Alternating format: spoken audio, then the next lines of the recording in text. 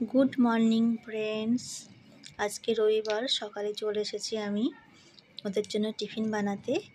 আজকে আমি ওদের জন্য গোলা রুটি বানাবো। তার জন্য আমি আটাটাকে চিনি আর নুন দিয়ে একটু মাখিয়ে নিলাম। তারপরে জল দিয়ে পরিমাণ মতন জল দিয়ে মাখাতে হবে আটাটাকে।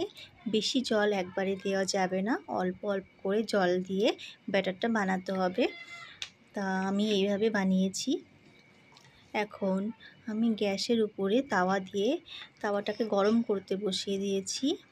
আমি সরষের তেল দিয়ে গোলা রুটিটা বানাবো। আপনারা ঘি, বাটার যেটা খুশি দিয়ে বানাতে পারেন।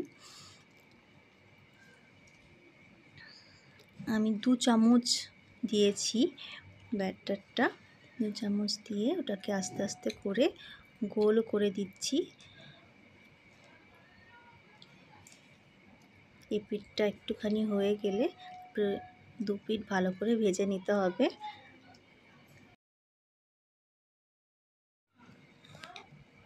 আমার ভাজা কমপ্লিট হয়ে গেছে। এখন আমি এটাকে বেবো আর মিমোকে খেতে দেব। ওদের গোলা রুটির সাথে একটুখানি চিনি দিয়ে দিয়েছি। চিনি লাগিয়ে লাগিয়ে ওরা খাচ্ছে।